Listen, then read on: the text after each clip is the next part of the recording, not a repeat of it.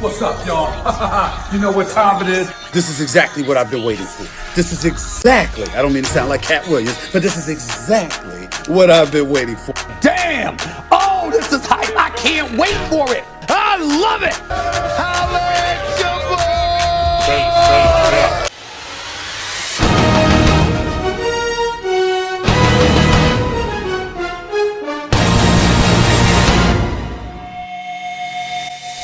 Ladies and gentlemen, welcome in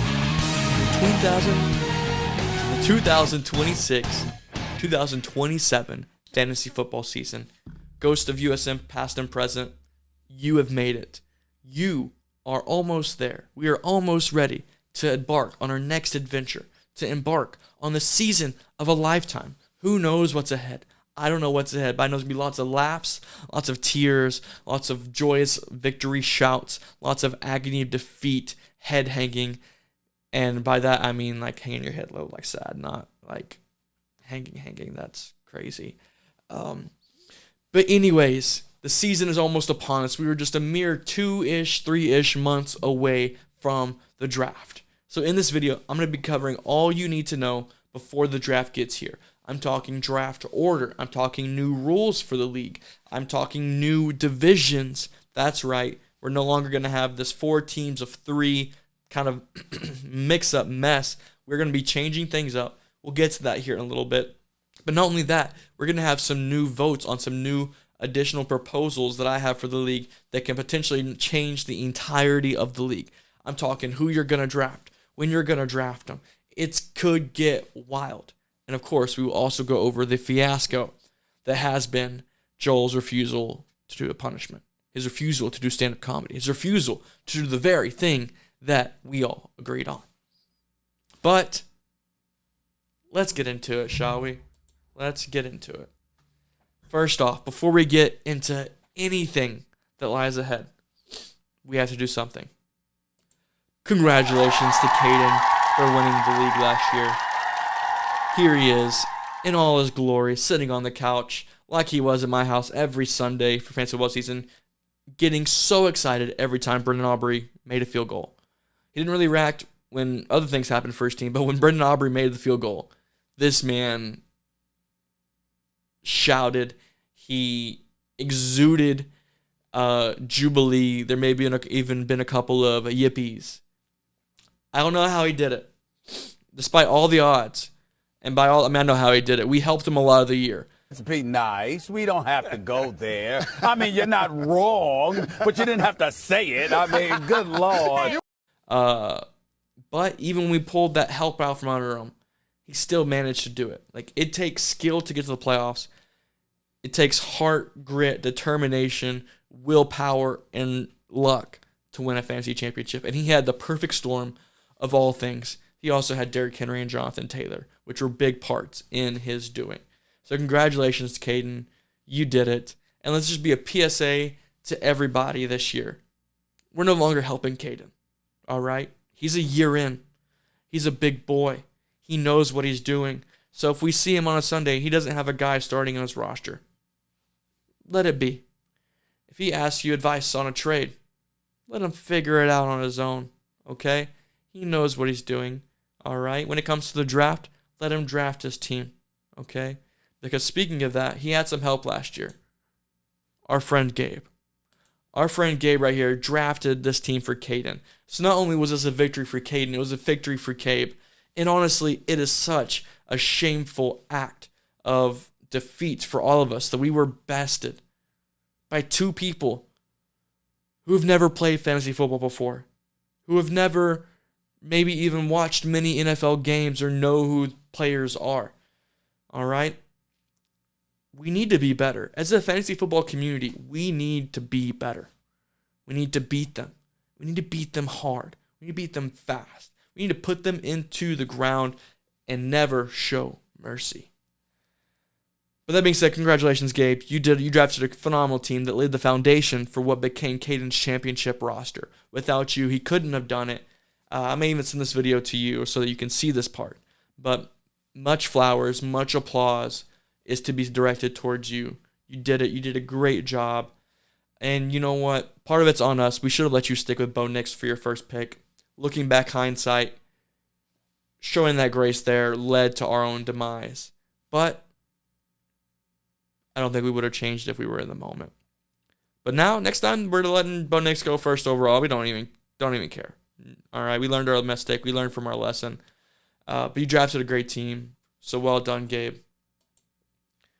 Now, speaking of the draft, Gabe drafting Caden's team. This brings me to our next point, which is our draft order. So here, not only will I be going over the draft order itself, but also how it came to be, because I personally find these picks to be very interesting in who picked what. Starting off with our first pick, which went to Mr. Caden Robinson. Somehow, someway, he won not only our fantasy football league, but our draft order game. He won our March Madness bracket challenge. I think, honestly, I just put my hands up at this point and say, well done. I don't know what you're doing. I don't know how hard you're praying. You must be God's favorite. Because for not only for you to win the fantasy football championship in your first year, what an incredible feat that is. But then you also follow that up by winning our fantasy football draft order, like by winning our March Madness bracket. To do those individually is insane. To do this in the same year, in the same season, is mind-blowing. Like, that is, the odds of that happening have to be so slim. But you did it. You defied the odds. You said, forget that stuff. I don't need to be told, whatever. There's a chance, I'm going to do it. There's a chance, I'm going to make it. There's a chance, I'm going to win. And that's what you did. You did a great job, Caden. So well done. He picked pick 4. I guess that makes sense. Me personally, I wouldn't have picked pick 4. I would have picked a top 3 pick, but 4 is not bad. You're going to get a good player there. You're going to get a good start. And that 4 pick could become even more valuable with how things could potentially change, which we'll get to that later. But not a bad pick, but from someone who doesn't really know what they're doing. Honestly, but it's not bad. You're there at the beginning. You're in the first part of it. That's great. Our next pick went to Mr. Joel Goldsboro, my roommate, my friend, the one who's always there for me. He's there. I'm a little bit puzzled by his pick. We'll go ahead and reveal that. He picked pick 10. What? That's absolutely wild to me. I guess I understand wanting to be on the back half and trying to get that turn, to get that second valuable spot on round 2. But that's crazy. You worked so hard to earn a top player. I don't know why you wouldn't go top 3. But that's where we differ. Hey, to each his own. Joel has his own strategy. Did his strategy get him in last place last year? Yeah, it did. He did lose the league last year. Could it do that again this year? It could. But it could also win him the league.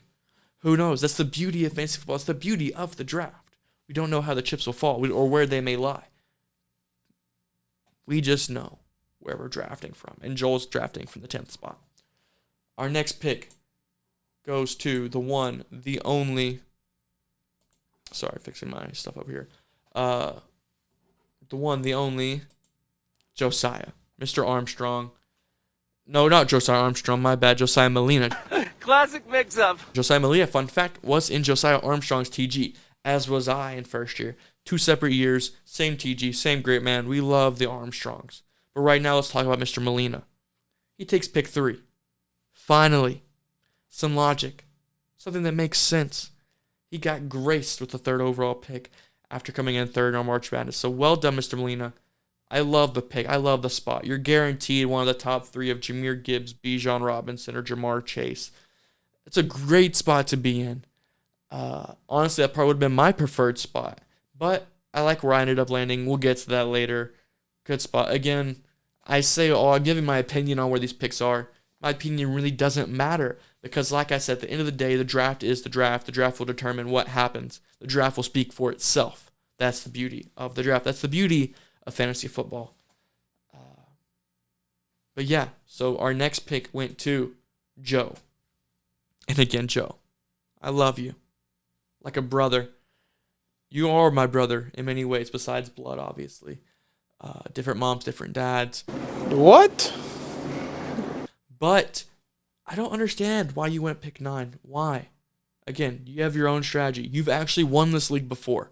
So, like, there is some merit to whatever you're doing. You know what you're doing. I wouldn't have picked pick 9. That feels like, but you did what you did. You like your pick. You had your pick of the litter. You picked that spot. Let's hope it works out. Our next pick went to Ryan. And this really did genuinely confuse me. Knowing Ryan, knowing how big of a Bijan Robinson and Jahmyr Gibbs fan that he is, those are two of his favorites, two of his best buddies, two of his pals. I don't know why he didn't go 1 or 2. If I'm him, I'm going 2 or 1 right there to guarantee I get one of those guys. But he went pick 5. And Ryan is an incredible fantasy football player. He knows what he's doing, so we're going to trust the process and see what happens. Our next pick went to Cody.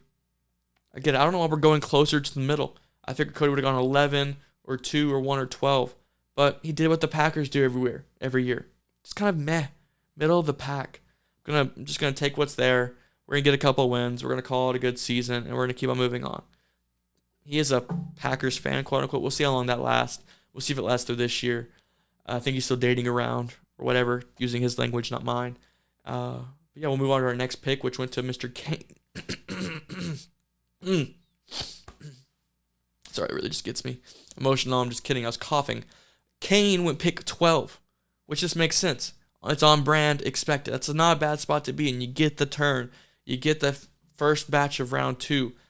And I'm pretty sure this is where Kane picked last year. So more of the same. Not a bad spot. We'll see how it works out for Kane.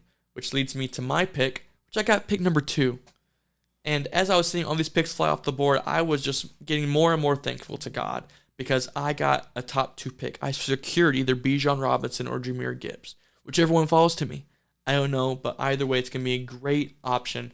I don't know how I got this pick, but thank you, God. And again, I'm making those. It may not work out. It may not work out one bit whatsoever, but I'm thankful for that spot.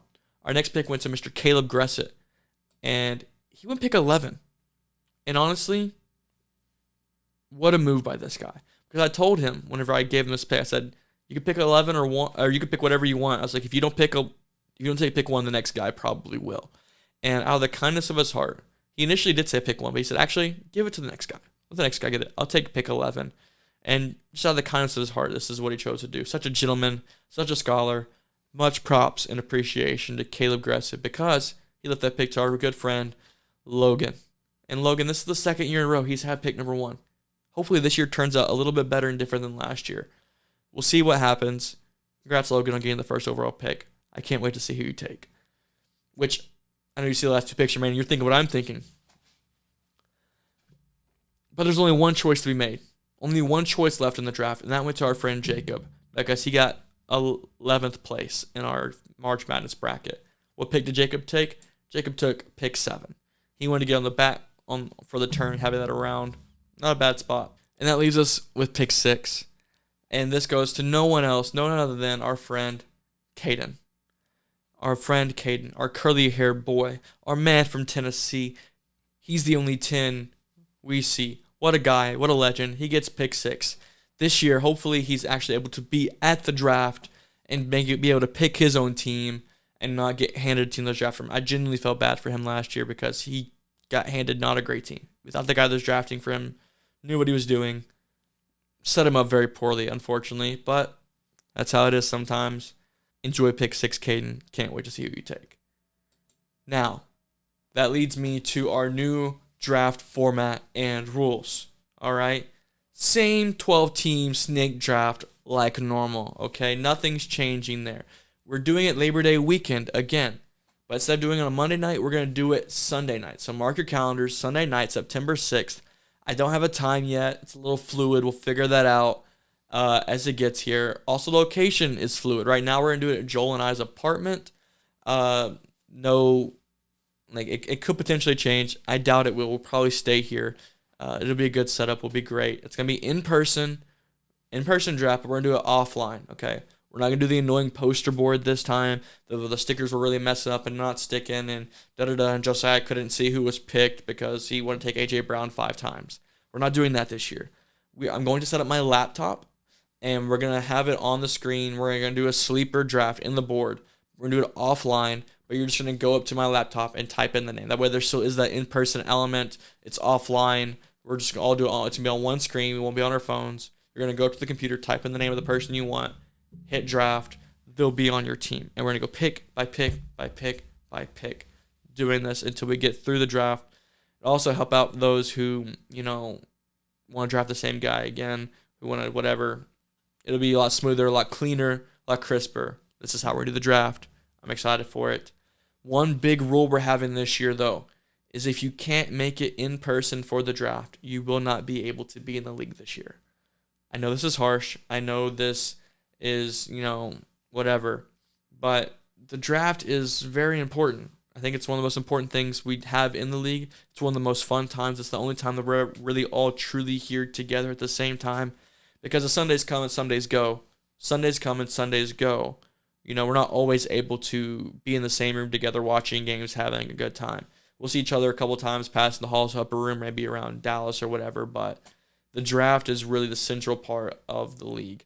So if you're not able to make it in person, we're going to find another person to draft your team in your spot. And it'll be their team at that point. You won't be in the league anymore, which is okay. I understand not everyone can make it. And that's just how it is. I will be checking in mid-August with everyone to see if you'll be able to be here for the draft. And if you aren't able to be, by that point you should know. And if you aren't able to be here, we're going to find a replacement for you. At the draft, we will also be presenting the league trophy to our former league champion. So Caden Robinson will hold on to the trophy. He will get it. It's going to be presented. It's going to be beautiful. We'll have a whole little ceremony for him. And we'll figure out food closer to time. Right now I'm feeling wings, but that could change as time gets here. Who knows? Because wings get a little messy. Type it on the computer. Who knows? Food we'll figure out closer to time. But that covers all of our draft format and rules. Now, what I've really been waiting for are new divisions. So out with the old, in with the new. No longer this 14 division nightmare. We're going to move to a 2-division format. And know what you're thinking. TJ, what are these divisions? Who's in these divisions? How did you figure this out? Here we go. Wow. Is that Wade Aaron I see? Are those tongues I hear? It's John Cena! That's right. It's the Wade Aaron division. This division completed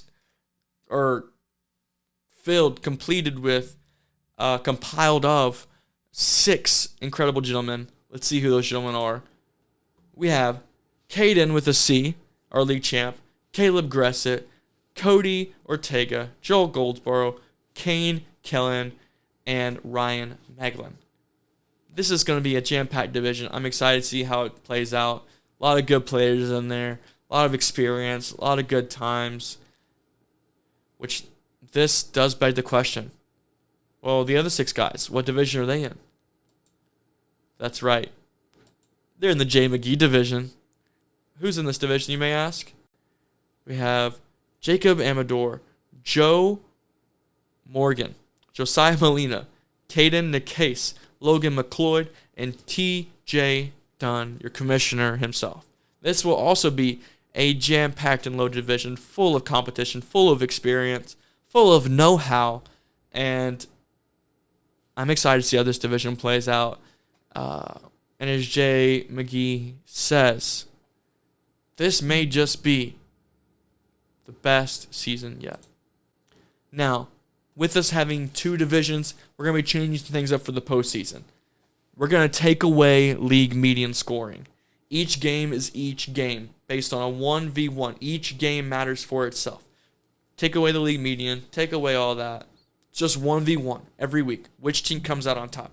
You may have a good week, and your team may have a better week, and you may have had a better week than anyone else, but you're going to get an L if you don't score more than your opponent. Every game matters. Every point matters. All right, 6 teams will make the big dance. Nothing new there. That's just the playoff format. Half the league gets in. Division winners will automatically qualify for the playoffs and hold the top 2 seeds. The next 3 spots will be taken by the highest record. So, of the remaining teams. So, let's say, J. McGee division has the league champ, has won 10 games, And the Wade Aaron division winner won 12 games, but the next 3 guys each won 11 games. And, the 3 guys for McGee division won 9 games or whatever. It would go to those guys. It's just up for grabs at large bids. Whoever has the best record gets it. And if you do math like I do, that's just 5 spots. You got your 2 division winners, next to your spots by highest record. This is 1 spot. How are we going to determine who gets in the final playoff spot? I'm glad you asked. This is where points matter. Points are at a premium. Every point matters because the final spot will go to whoever has the highest total points among eligible teams. So you may have gotten screwed out of a few wins, and you may have had really good weeks. And that's where this will come into play. If you haven't made the playoffs, but you still have the highest points among those teams that are left, you will get our final playoff spot. This is how the playoffs are going to go this year. These are our postseason changes. Make sure to account this into your draft strategy, into your strategy overall as a whole for your team. This is very important. Now, it's time to hit the polls. We have 4 different things that we're going to be voting on. I'll upload the polls here in a couple of days after everyone's had time to watch this video and kind of think about what they want to do. But what are we voting on? First thing we're going to vote on is, do we want a kicker roster spot? Do we want to roster a kicker? Of course, if you get Brendan Aubrey, you love having a kicker. If you get one of the lower ones and you're kind of changing every week, do you really want that? I don't know. Maybe you do. Maybe you don't. That will be decided on this vote. Our next thing we're going to vote on is, do we want to roster a defense on our team? Do we want to roster a team defense and special teams? Again, this could be beneficial. It could not be. That's kind of for you to decide. Do you want this? Do you not? We haven't had it for a few seasons. So if we want to bring it back, we can. It just takes majority vote. That's all it's going to take. Our next thing we're going to vote on is a flex versus a super flex roster spot. So I'm going to be adding another starting roster spot. Whether it be a flex or super flex is up to you. A flex is just like normal, wide receiver, tight end, running back can go on the spot. But a super flex, this is where things can get fun and interesting, allows you to play. It's like a normal flex spot, but you can also put a quarterback in that spot. So this would fundamentally change everything about this league. It would change the draft. It would change how you prepare because it makes quarterbacks more valuable. So now maybe instead of taking Jameer, Bijan, Jamar with those top picks, maybe you take a quarterback. Maybe you don't. That's kind of the drafter strategy you get to pick. It just adds a little bit of a new element to the league. We can do that if you want, or we can keep it a normal flex spot. Totally up to you guys. It's in the decision of the league, but we will be adding another starting roster spot. And our final thing we're going to vote on is, do we want to become a keeper league next season? Now, this is a vote for next season, not this season, because it changes the way we view, the league next year. Because essentially what a keeper league is we're going to be keeping 1 or 2 players. I haven't decided yet if we do this. And what you would do is, if you want to keep that player, you can have them on your roster next season, but they take up the pick you drafted them at. So if you want to keep your first round pick from this year on your next year's team, you can do that. But let's say you draft a guy in the 7th, 8th, 9th, 10th round who ends up becoming a stud, outperforms whatever, you can keep them, and it would take up your whatever pick you take. So if you take a guy in the 8th round, you want to keep him next year, he takes your 8th round pick next year. If you take a guy in the 1st round this year and you want to keep him next year, takes up your 1st round pick next year. So there's a little bit of extra strategy in there. It'd be kind of unfair for us to do it based off last season. So the question is, do we want to become a keeper league? And there's some more nuance in that as well with everything. But as far as like players are traded, picked up a free agency, we can get into all those details after we decide if we want to become a keeper league or not. Those are the 4 main things. Something else we're going to be doing this season is with our free agency. I didn't have it on here, but we will be moving to a FAB system, an FAAB, free agent auction budget. And what that means is for free agency, instead of it being a weekly bid on A few moments later. What's the word I'm thinking of? 3 hours later. Many months later. Instead of it being based off, the order, the predetermined waiver order, and that being waiver priority, you'll be able to bid on players. So let's say Bijan gets hurt and you want to pick up Brian Robinson. Well, whoever wants Brian Robinson can get Brian Robinson. if he's a free agent, it just depends on how much you want to spend. So if I want to spend 14, but Kane wants to spend 15, and he's the highest bidder, he would get Brian Robinson, and so forth and so on for whatever players. So that's a new thing we're going to be doing this year. We may have done it last year. I'm kind of forgetting right now in the moment, but that will be how we do free agency this year. Next thing is I want to go over Joel's punishment fiasco real quick. So Joel wasn't going to do the stand-up by the deadline. I could just tell. Being around him, I was asking about it all the time, and you could just tell it was something he just wasn't going to do. Do not attach any association of this to me whatsoever. I have nothing to do with such idiocy, such blasphemy, such ridiculous nonsense. Very lame. The lamest even. We did all agree on it last year. Whatever. It is what it is. But because he wasn't going to do the punishment, I offered him a counter proposal. Something that I think benefits the league greatly. Something that I think I didn't want to just do it, offer him something to get him out. Like I wanted to benefit the league and still be somewhat of a punishment. So Joel is now buying us a championship trophy for the winner to have every season. The trophy is going to have all the past winners engraved on it, and it will have spots for future winners to be engraved. So part of the punishment from now on will include the loser getting the winner's name engraved on the trophy. And please be thinking of punishments to be presented and voted on at the draft that will accompany that.